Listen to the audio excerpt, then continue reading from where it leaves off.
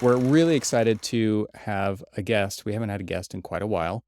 This is Jake Rudin from Out of Architecture. Jake, maybe you could just give a quick little intro to yourself. Happily. I'm wary of calling myself a recovering architect on a stage like this because there are a lot of really true architects listening to this podcast. I'm an unlicensed, architecturally educated, someone who has done architecture in the past. And currently, I work full time here in Portland, Oregon at the North American headquarters of Adidas or Adidas, depending on your geography. And I build houses for feet, AKA shoes, which is a really wonderful process and actually uses a huge amount of the tools that I garnered in my time, both in my undergraduate professional degree of architecture, my graduate studies, which were more design technology focused, and then into a very wide range of miscellaneous roles. So I run a computational design team as well as pattern engineering. So you can think a little bit of 3D visualization, a little bit of CAD, Rhino, Grasshopper. So I was never the person to go in and pick up Revit. But in learning all those things, I've also started a side project with my co-founder, Aaron Pellegrino, and it is entitled Out of Architecture and is probably the more interesting thing for us to discuss in this context. So I'm excited to tell you a little bit more about it. Absolutely. Out of Architecture is definitely a fitting name based on the intro that you just gave. And you gave us some homework for this. You were very nice in sending us a 7-hour long homework assignment that, just like Studio, we're going to pretend that we did the whole thing. And so we're going to fake it. Yeah, Cormac. Way to go, Cormac. The audiobook was fantastic, well read Yeah. by you, which was very cool. I mean, both of us listen to a lot of audiobooks as well Yeah. as podcasts, right? Especially Cormac's on the road a lot, so he's always Right. listening, looking for the next great audiobook. The memories just started flooding back to being in architecture school. You captured it really well, and I think as a device, I don't know what else to call it, it's like this literary device that you use to really bring us into the meat of the book. It was a fantastic way to get started. And you tell some really fun stories, like the story about the cube. Oh my gosh, that was like we had to make a 9-inch cube perfectly out of basswood. And the little nuances that you captured in telling those stories, it's fun. And I think there's a lot of analogies and similarities to the show that we have here, having done this now for 10 years. And for you to say you're a recovering architect and being the age that you are, yeah, it's not fair. You can't say that. But but here we are, and I think a lot of those kind of shared cultural stories, just the shared history that we all have, no matter where we went to school, of design studio and like going through trial by fire of that experience. It really was a great way to kind of introduce the readers to the book. And I assume, again, have not done my homework. It's just, it begs you to then say, well, look where we are and why are we here? And on some level, it's very obvious why we're here. And on another level, it's like, why do we accept why we are where we are? And to me, this whole idea of being out of architecture and architecture adjacent, and what can you take those skills and apply them to in a place that will really value those things, is something that a lot of people, we obviously are finding, are asking themselves or will be asking themselves after hearing stories like these. And so I just want to open it up. Maybe, Cormac, you have some introductory thoughts about it because you got through a lot more than I did. But He did the homework. Because I did do the homework. It was interesting because I love how you basically broke the book down. You broke it down in a way of how we kind of like grew as architects through the passion that led us to school, through the school, and then the reality of the profession once you got out of school, and how there's that misalignment of what our thoughts and our hopes and dreams of what an architect would be and the architecture profession would be to the unfortunate reality in a lot of cases. Because what's interesting is, so I started to, as you told all of these stories, I was trying to parallel my experience in architecture, my experience coming into architecture, into the experience that I've had now over the past 20 plus years in architecture. And I came to it in a very non-traditional way. I graduated high school. I went into the Army. And ultimately, though I didn't know it at the time, I went to combat. And so when I came out, I had a different perspective about what I wanted the next steps of my life to be, because I kind of already had somebody kind of demanding my time and all of that other stuff. But the interesting thing is that even though I kind of had this idea of what I wanted to do, architecture always finds a way to kind of course correct and say, no, it's the old hold my beer adage. You know, it's just like, okay, you're a little bit more seasoned. You have a little bit more life and experience behind you, but you don't have architecture. Hmm. And so as you're telling these stories, again, I was, like I said, I was paralleling myself to a lot of these.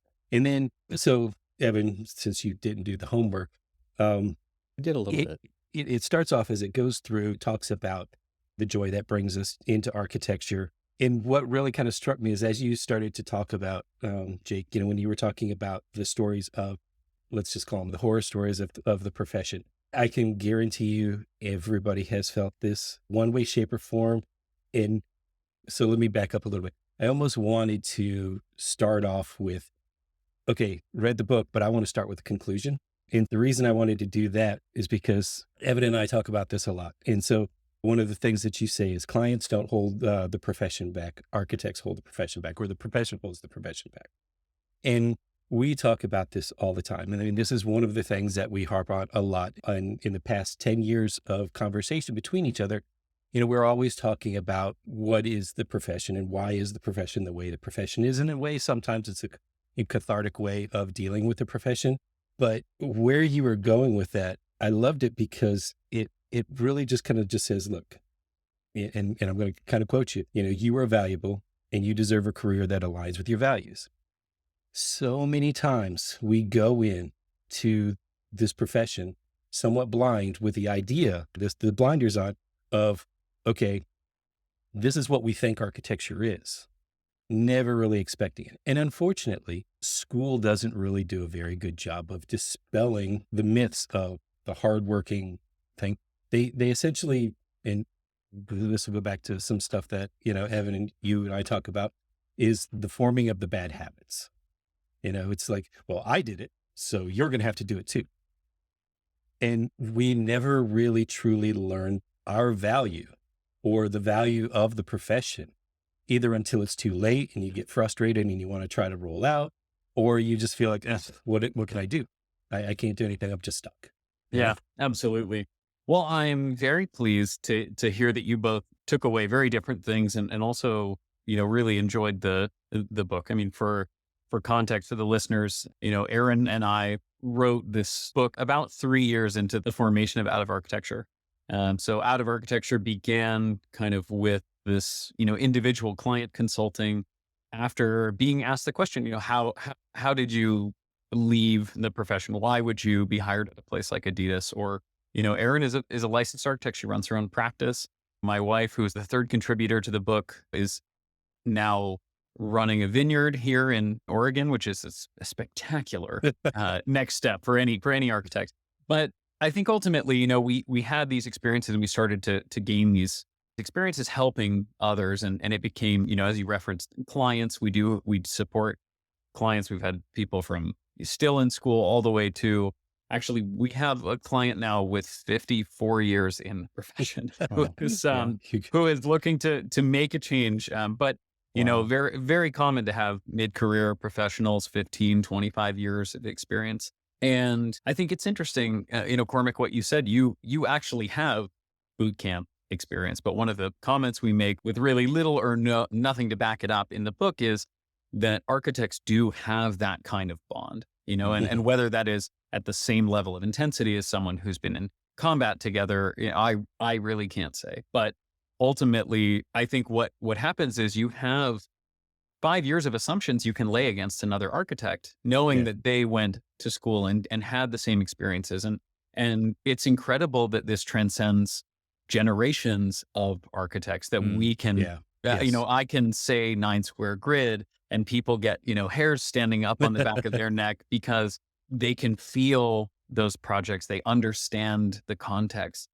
And what has become really interesting to see is that as we see more and more architects take on challenges outside of the professions, we can come back to the challenges within the profession. But as we see architects not just leaving, but trying to perform architecture in different contexts, we also see that those people turn and are having conversations with current architects, and they can understand throughout the hiring process, I already know so much about you. I know about your problem solving ability. I know about your stakeholder management capabilities. I know that Right. you could work extremely hard when necessary.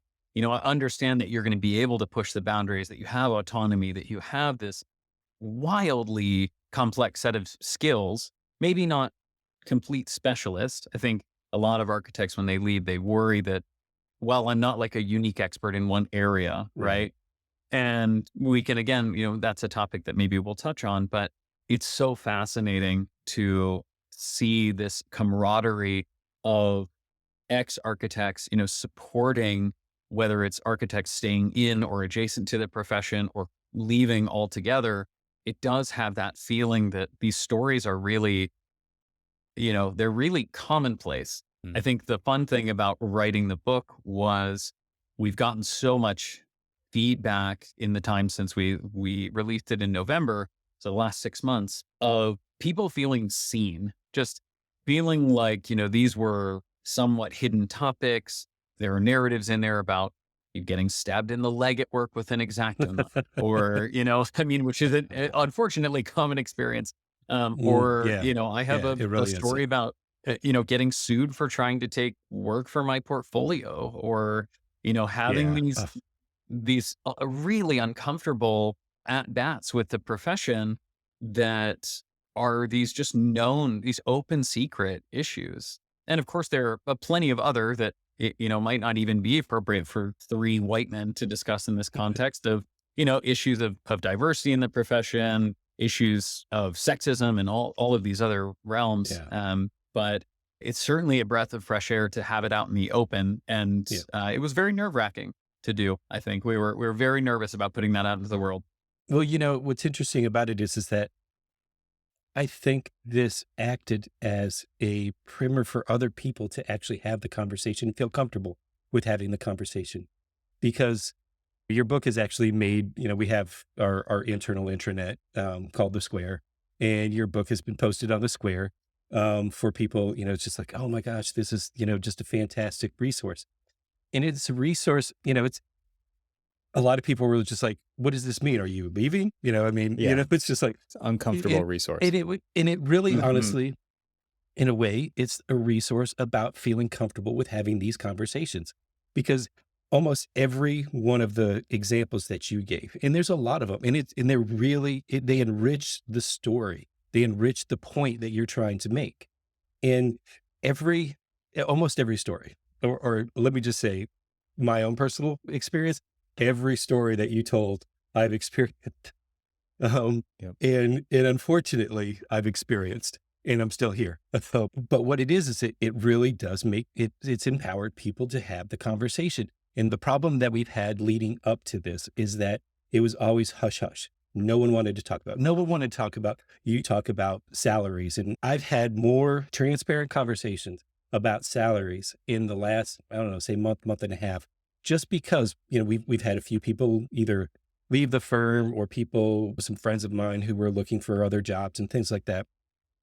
And, they're like, okay, I don't know what my value is. I don't know what my, they're putting the monetary value on there, what they think they are, Mm. versus what I love about, the kind of like the finale of the book is, talking about you deserve a career that aligns with your values. And Mhm. the thing is that when people are putting the monetary value on it, I think they're missing the point of what do you really, okay, this is an opportunity for you to really look and see what you really want.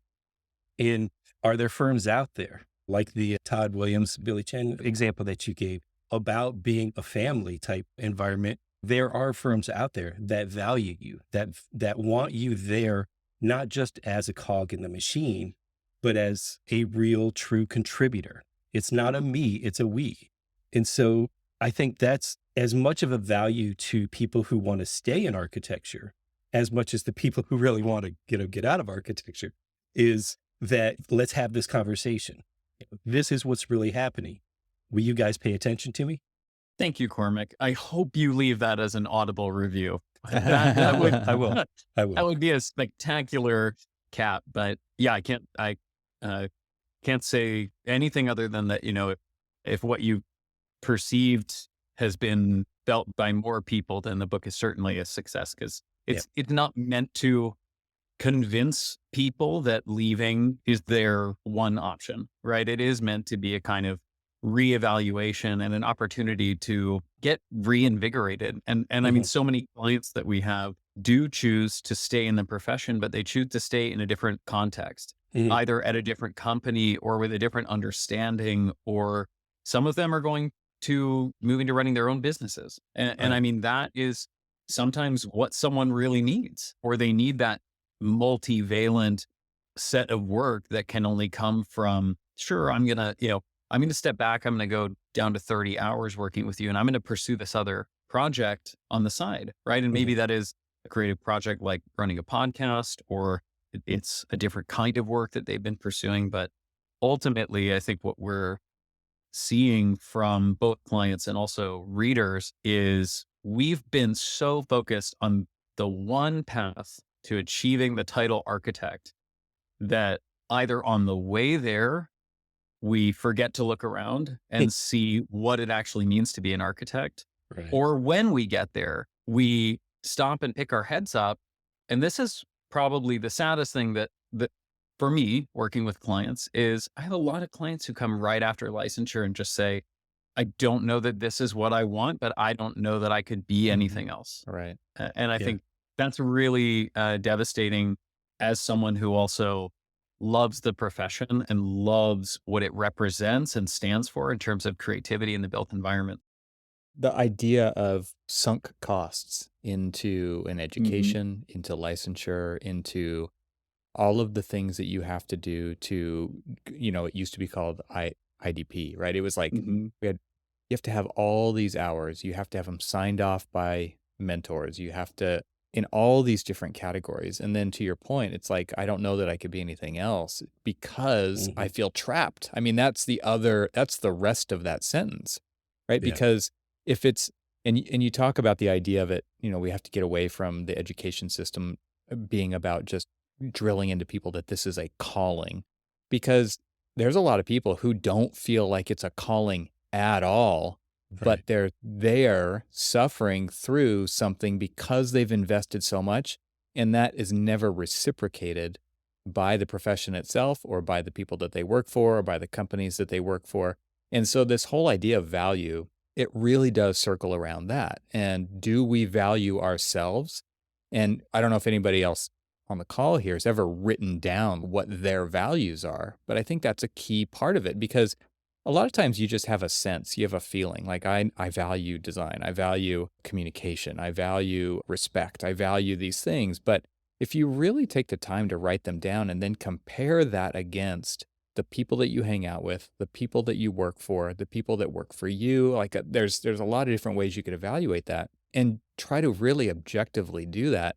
There does kind of have to become a reckoning, because once you see that, you can't unsee that. And I think a lot of people in architecture have a very thick skin and they kind of have this armor, and they've gotten Yeah. really good at just denying these senses that come to them, these things that you could block them out, right? The Hmm. goal is to filter those out, because I've got this deadline, I've got this job to do, I've got these people Mhm. that I work for, and doing things other than the way that the situation that I'm already in is difficult, right? Like it's more work for you to figure out what your value is, to write your values down, to demand that respect from other people. And so it's easier not to. And we have a very introverted population in architecture.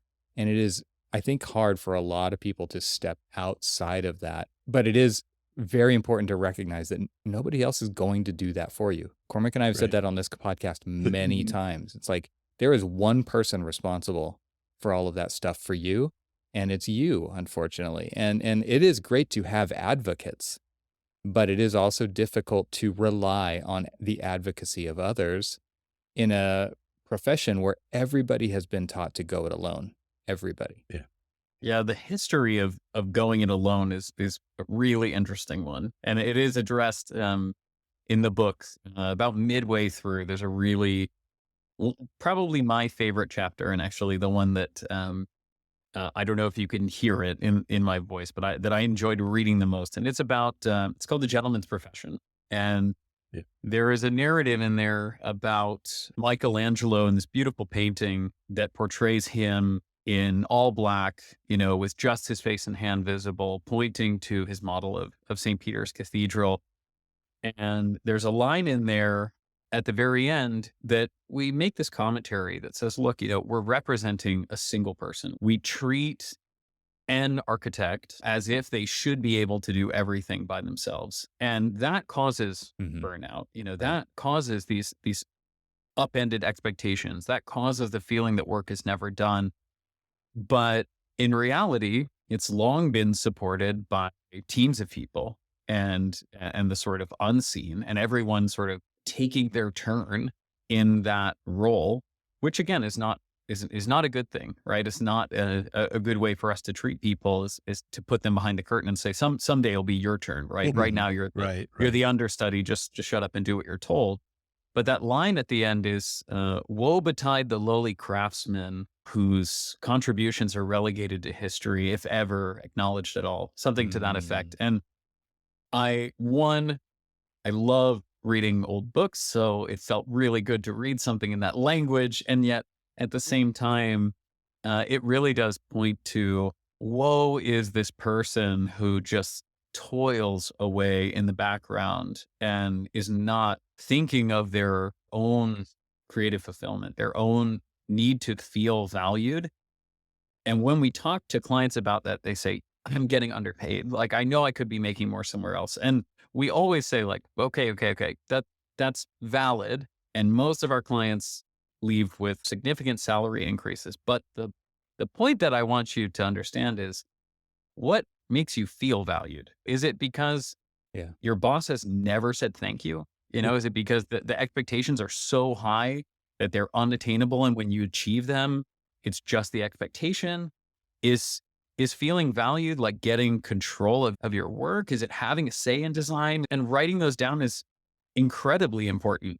And you can come and pay us to tell you to write them down, or you can sit down and write them down, It's hard work which too. I think is a Yeah. very valid thing. But I do think I wrote this note on, you mentioned that architects are introverts. And one of the things that is so difficult, I think, is to hold ourselves accountable for our own happiness and Mhm. our own Mhm. trajectory. Mm. Yeah. It is an impossible challenge. And I negotiate for people on a weekly basis.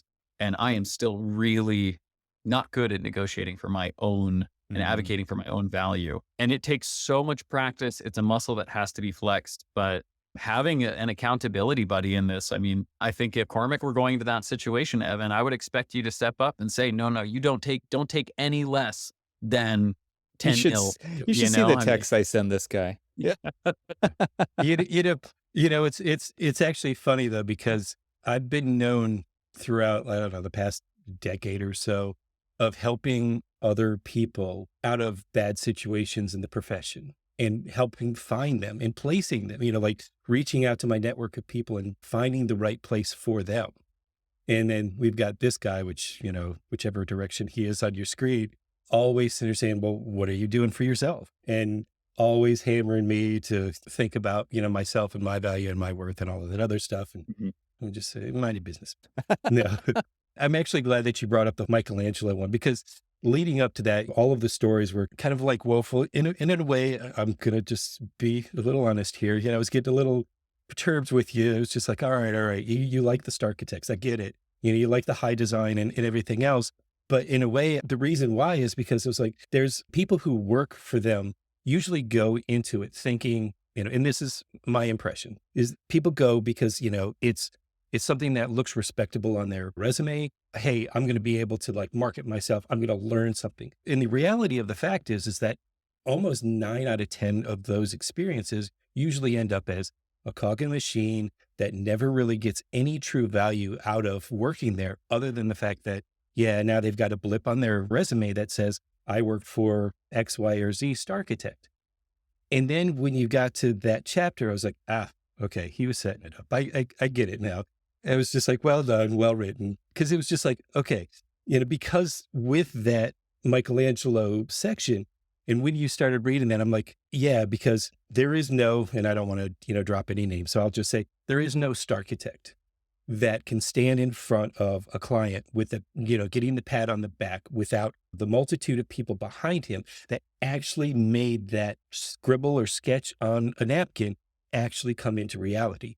In fact, I find as a senior architect that, leads a lot of like the technical side of things, I find that it really is more of the people who actually are on that side of it that are actually more responsible for the buildings that you see that the big star architect's getting the pat on the back for. Because living in the trenches, and I'm just like, all right, another person who's got star in their eyes because of the star architect. And it was just like, okay, fine, thanks. Thank you for fixing my anger. I'm glad we didn't string you along too long. I hope it wasn't No, like a no, really torturous, hour for someone you were working with or a project you were working on. no. Oh, you were listening to that. No, I'm so glad. I think it's difficult, and there are things I would go back and change about the book for sure. In that, I think a lot of the goal of putting this text together, we've been in business now for 5 years, was to be able to reach more than just one client at a time, Yeah, right? And I mean, we're well over the thousands mark on on book fantastic. sales, which is, yeah, it's great. I will just say, in the interest of transparency, that books are not the place to go and make money. Like, do not Yep. go, He do wrote one not too. go. Yeah. Yep. Don't work with a publisher. We loved our publisher and they did a great job, but, it's certainly anything far from lucrative. However, ultimately it has achieved some of those goals, but I do feel like it leaves a little bit of an asking, like, now what? For a lot of people that, they echo with these stories. They get to the end, they see the examples, and there are some exercises in there that we've tried to embed, to give actionable steps. But ultimately, I think it's a very opaque process, and partly just because of terminology. We've given a bunch of lectures recently at universities, and we're giving one actually tomorrow at Kent State University, which I'm really looking Okay. forward to. And one of the doors that we open for students is, look at this list of 300 job titles that we've had clients apply for. All of these could be an architect taking that position. And it could Mm-hmm. be product design, it could be Mm-hmm. fashion, it could be project management, it could be any number of these things. Even the terms experiential design, workplace design, service design, retail design is an Hmm. architect ultimately, right? Right. Or a very skilled interior designer. And Mm-hmm. Yeah. and I think it's so difficult for us to have siloed ourselves around this term. I understand that sunk cost fallacy, Evan, that you were mentioning earlier, but Mm-hmm. I would do the same 8 years of school that I did Right. again, Right. anytime. And it has enabled me to be the director of business development at a startup. It's enabled me to come in and work on an innovation team at a 60,000 person company and bring a perspective that not many other people have outside of architecture. Right. I will say that it's enabled by 3 degrees, including an MBA, but I would say that that is just a testament to the love of learning that most architects have. And it's more commentary on my privilege than anything else, with my privilege showing. But I think it's very achievable for architects to make this move. And there are so many wonderful AEC companies right now that are pursuing interesting things, people who are building, I don't know, things like, Text app or other Name EEC dropping. applications. To Do you see drop a that few plug for names. you, Yeah. Evan? Nice. Yeah. And we have actually many of the people that work for us at Out of Architecture are full-time at places like Layer, which is a Yeah. relatively recent AEC startup, or Monograph. And they really enjoy getting to come at the challenge of making building possible from this other lens. Yeah. Right. And it's a beautiful thing. And so this is something that we've had multiple conversations about in the past, Evan and I. But if all of the names that you just dropped and the, plethora of others that are out there, Mm. if you notice, most of those are architectural or AEC adjacent companies that are innovating for architecture because architecture isn't innovating for itself. And so you're right. Who is best suited to fill those roles? Architects or reformed architects or architect adjacents like the other guy over there. I think that Absolutely. that's a really important point, and it what's nice about it is you still feel like you're making a difference in the profession, in the industry. It is hard to make that difference in a firm that is very protective of their ideas, what goes out, the marketing, the perceptions, all of those things. Hmm. It feels to me like you can actually have more impact on what I say is stop working in the profession and start working on the profession. It's easier Hmm. to do that outside of an architecture firm. And a lot of firms don't understand why that is. But if you're in there, you do know why it is like that because you are constantly battling that microcosm of the profession. And that's really how I always saw it was each firm is a microcosm. It has the same symptoms as the entire profession does, but they're like under a magnifying glass because you're there every day, living that every day. And what's interesting is if you go out to another firm, you realize same day, same problems, right? Like different day, same Yeah. problems. It's Hmm. very interesting the shared cultural issues that we have as a profession that even though these firms don't necessarily talk to each other, they have the same embedded issues. And I think a lot of that has to do with the education system, the licensing process, the way our projects are insured, the way contracts are written, the way low bid, it's like all these things pile on top of each other and they really encapsulate our profession and they encrust it Hmm. so that it this crystallized, it's not fluid, it's very crystallized. And that to me is like all those different pieces are holding it back. Like we are holding it back ourselves, right? It's like Right. people always like to point at the AIA and say the AIA doesn't do this for me. And it's like, who's in the AIA? Well, I am. It's the same thing for the profession. It's like who's the profession? You're the profession. And so for me to move adjacent and to go slightly outside of I love design, but I feel this responsibility to try to enact change in the profession for the profession, not just for me, not just from the firm I work for, not just for the team, but for all of us, because I do want this profession to exist in the future. If it doesn't exist in the future, I'll be really upset about that. So it doesn't deserve to exist though just by default. And so Right. we need to see more people shouldering this burden and working on the profession. And what I'm working on, what people at Monograph are working on, et cetera, are really trying to solve problems for a lot of people in the profession. And that to me that is doing God's work right there because for a profession to be as successful as it is, like there are a lot of people making a very decent living, it could be so much better. It's incredible how much better it could be if we would get out of our own way. I'm wondering, Jake, if you could take us back, like you said, Out of Architecture's been operating for 5 years. You started writing the book 2 or 3 years ago. What was the tipping point for you? Was it merely to get more exposure in what Out of Architecture was doing, or was there another catalyst that really said we need to put this into the snapshot of the book? That's a good question. I think what we were seeing as a business it really was a confluence of these two things. And one was, how do we get these, visibility to these ideas? Which is it could sound a little bit self-serving, and frankly, it is in part. But at the same time, I think you have to put yourself in our position, which is that we have stood up and really sort of held up a mirror to the profession in a way that is quite Mhm. uncomfortable for people who are still, very involved in it. I mean, when they told me, when you leave architecture, you'll never come back. I mean, I've been back every day through this lens, and care very deeply about a lot of people who are still in the profession. And I mentioned that my wife has left, but she was working as an architect for 6 years beyond when I was there. And what we began to see is that these ideas, which are so shared, were so far from public conversation.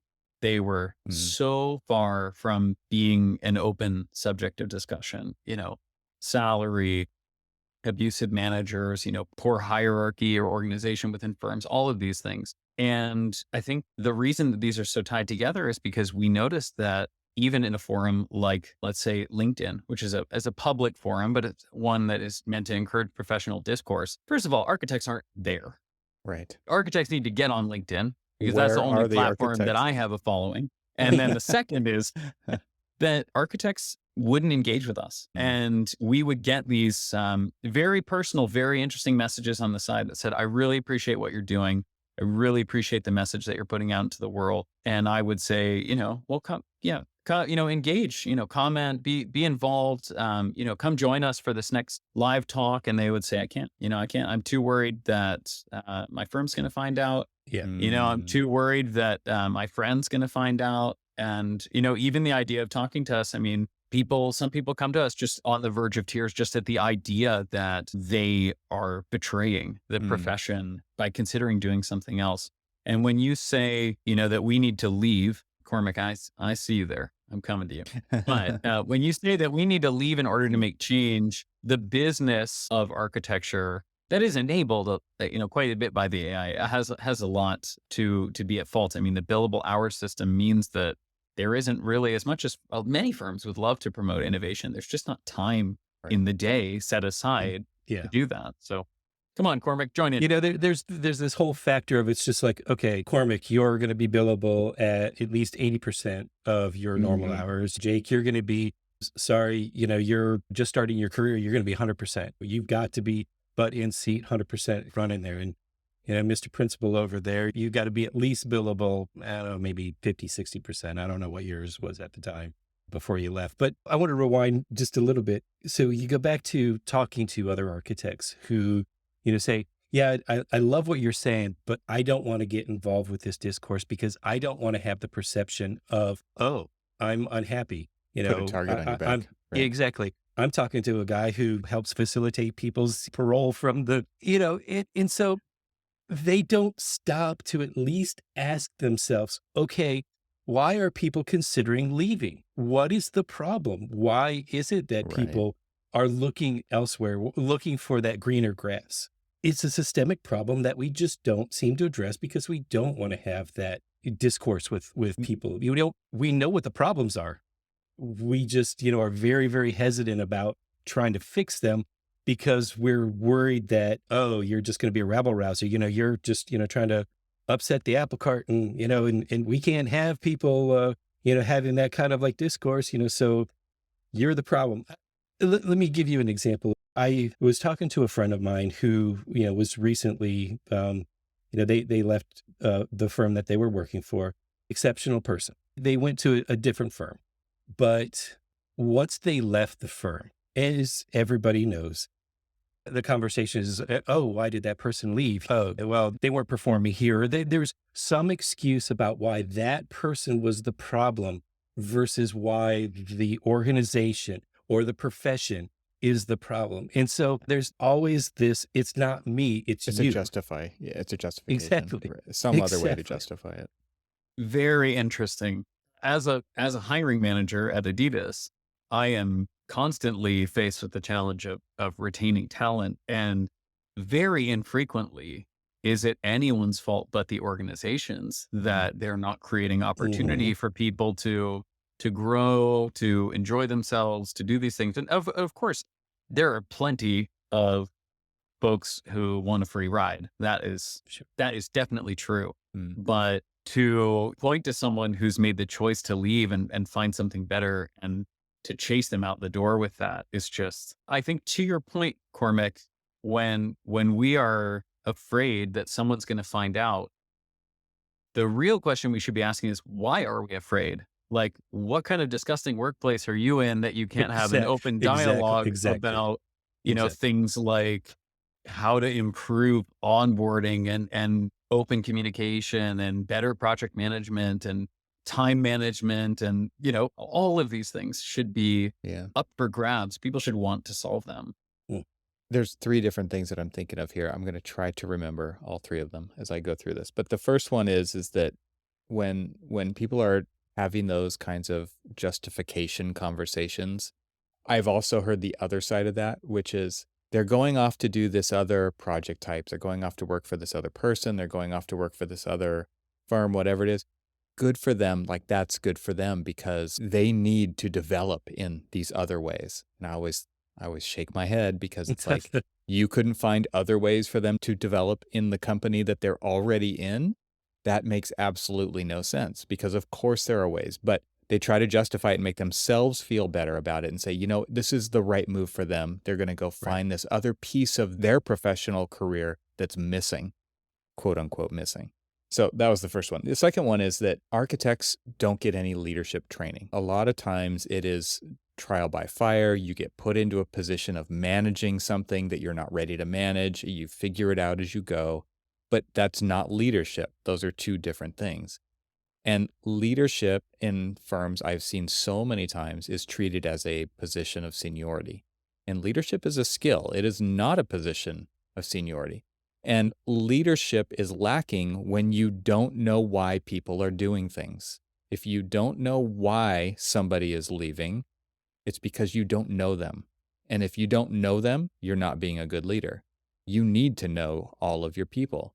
So these are the things that are kind of swirling around in my head as I'm hearing what you guys are talking about. It's incredibly frustrating because we don't make time. I guess this is the third thing of three things is we don't make time to work on our profession, on our businesses, because we're so busy solving everybody else's problems all the time.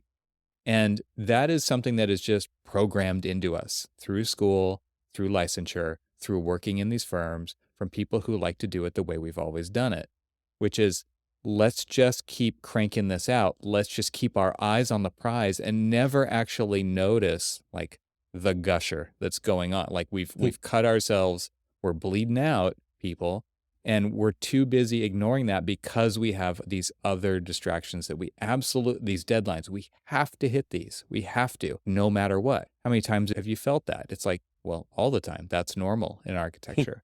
So this whole idea of not being able to design our own businesses, to design the way that these things work is really, to me, where all of the money is left on the table because we're so good at design.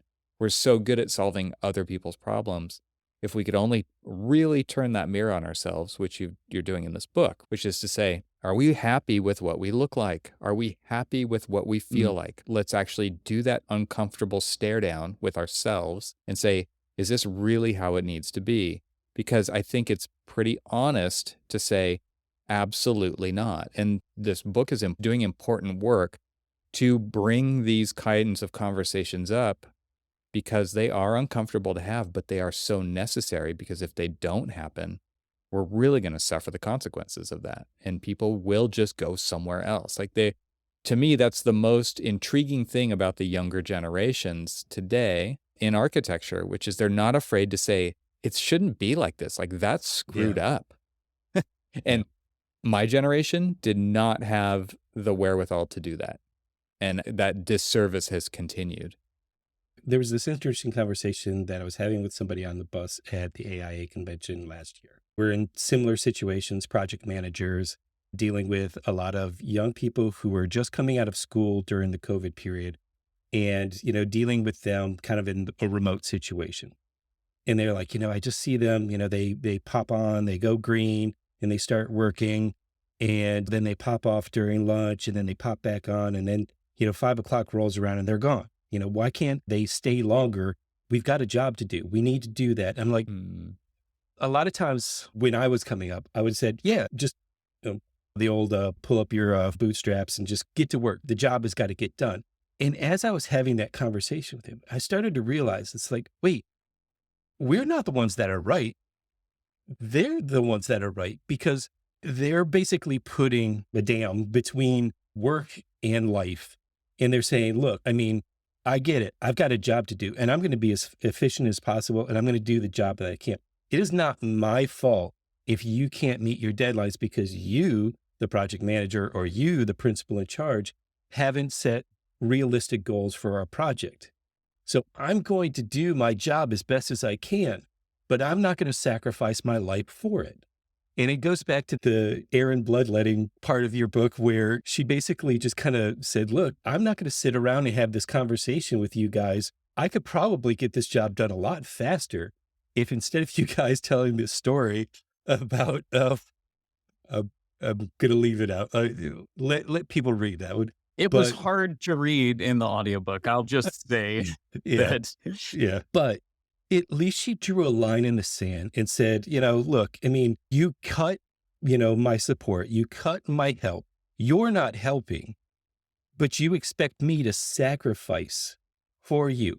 And I have been, and I'm now bleeding all over the place, but you constantly still expect me to do what you are failing to do, which is do this project right, set realistic goals, Mm-hmm. set realistic support, all of these different factors. And that's actually, honestly, that's what I think is like to me, somebody still in the profession, that is to me, the biggest value of the book is telling the stories about what really goes on in the profession, which is what we do. We basically tell it from the trenches. Mm-hmm. There's no real sugarcoating. Most of the time it's full of the snark and sarcasm, mostly on me, as the defense mechanism. It's just something to let people know, hey, you aren't alone. And that the thing that I found most valuable about your book is that you're telling the stories of people who have gone through the same things that everybody else is going through, and kind of showing them that there's option A is, it's like blue pill, red pill.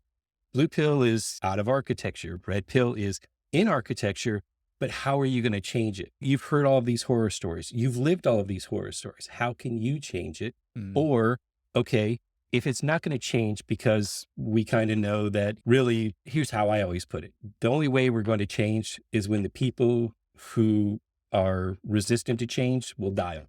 Yeah, we've said that quite a few times. And it's an unfortunate fact that they're not going away. And unfortunately, they're kind of recreating bad habits by forcing people to live their bad habits. It's like, I was treated poorly. I'm going to treat you poorly. I want you to treat Jake poorly. Jake, once Evan starts this new job, I want you to treat him poorly. And that's just the systemic problem that we sort of have. And so the good thing about it is that if you share these stories and you say, okay, what are you going to do about it? Yeah. Where is the value in you?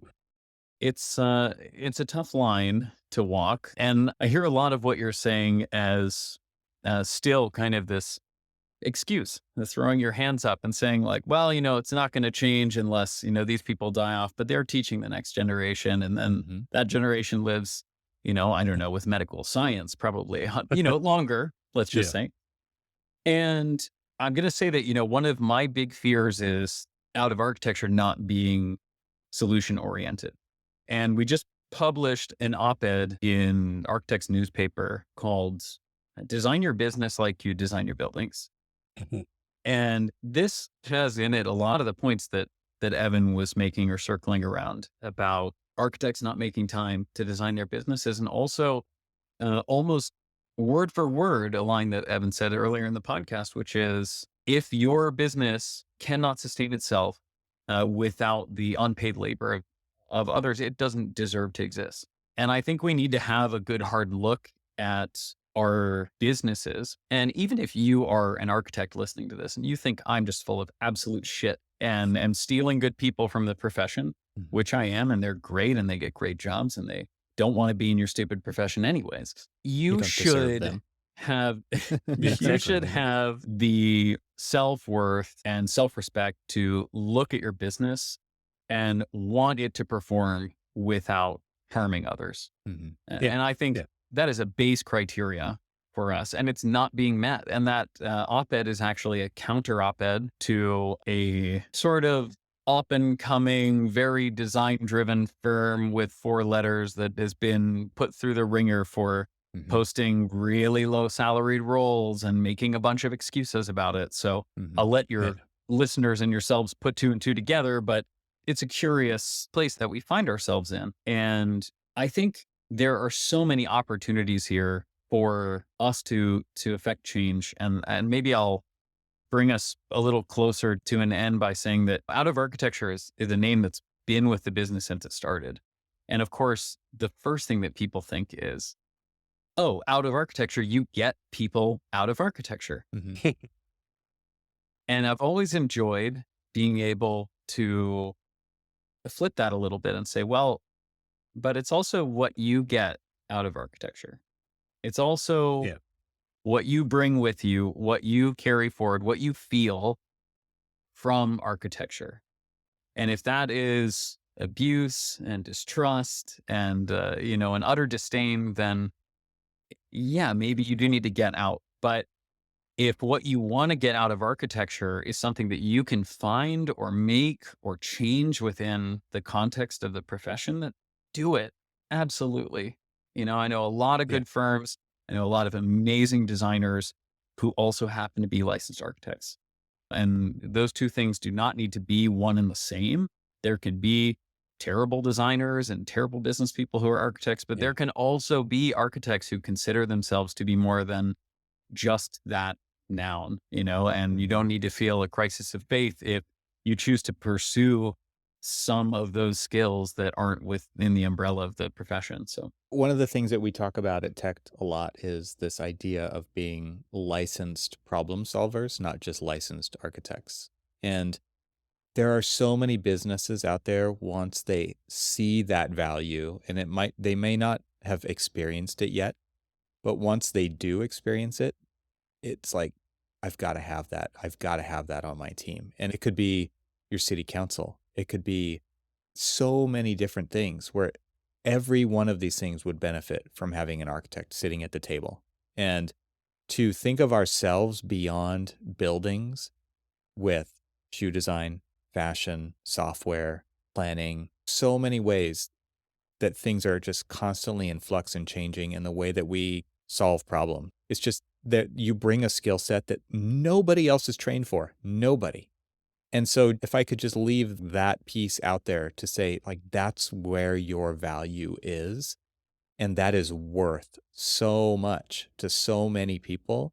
If you're not being valued where you are now, there are places out there that will value you. And you don't have to look at that next step as the final destination. You absolutely don't. I mean, there's so many people, and Cormac and I have talked about this on the show quite a few times, where we'll watch younger generation of people move from firm to firm because they're building their portfolio based on project types and experience types. And there's no shame in that at all. They're doing it on purpose. And the older generations look at that and they're kind of freaked out by it. But that kind of intentional trajectory setting by people is so interesting to me. And I think that it just shows that there's so many ways in which you can do this. And there is no shame in going out of an abusive relationship to get what you actually need to have a happy, fulfilling life. And you don't have to spend it somewhere where you're miserable. Misery is not helping you. It's not helping them. You're not performing your best. Let it go. Go find a place. And if you have to experiment to get there, so be it.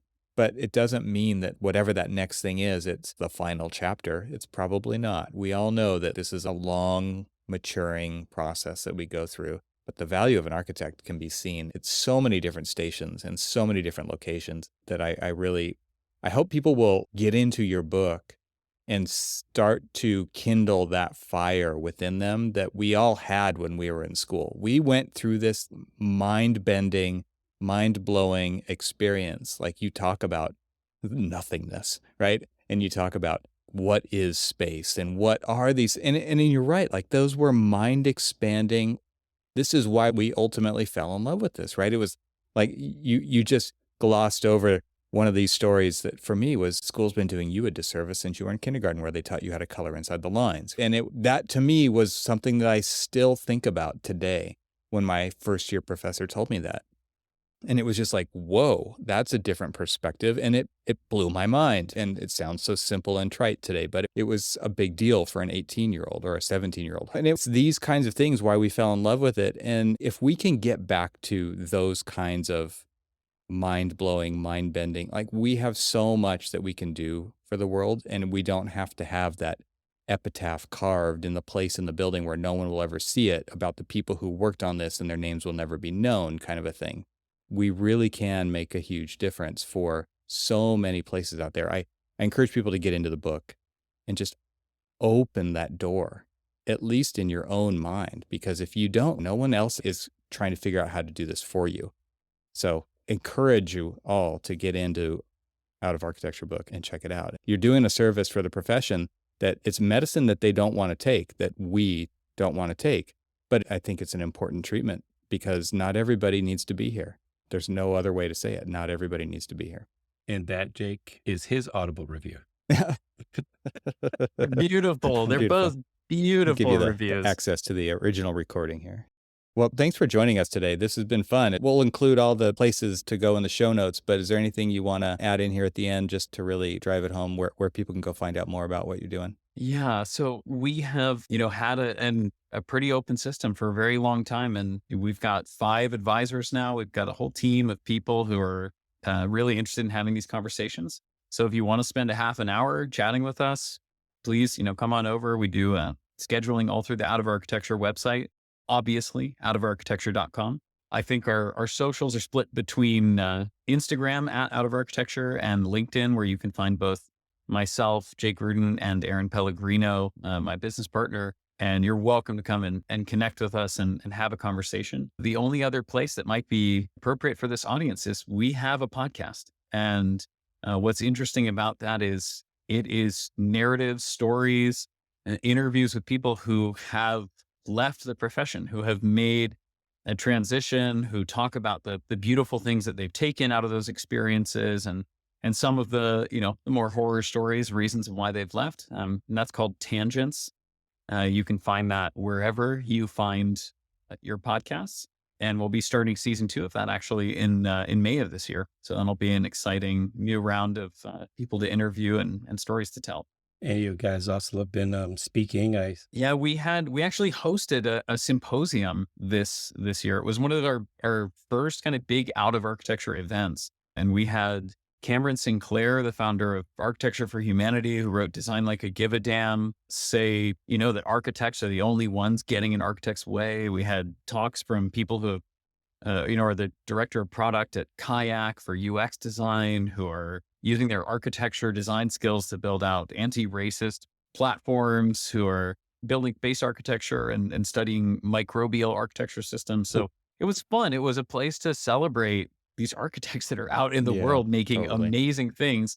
If anyone can hook me up with, there's a couple of architects I'd love to speak to still. I think Neri Oxman's on the list. I'm emailing with Tinker Hatfield, who's one of the original Nike designers, who is also studied architecture and sort of infamously comes from there. But it's Right. amazing how many architects you see out in the world. I think Ice Cube studied architecture, the rapper. But say the actor, rapper / personality, and Weird Al Yankovic. If Right. Weird Al, if you're listening to this podcast, come find me. I'd love to have you on Tangents. And David Byrne of Talking Heads. So yeah, there's some great people out there.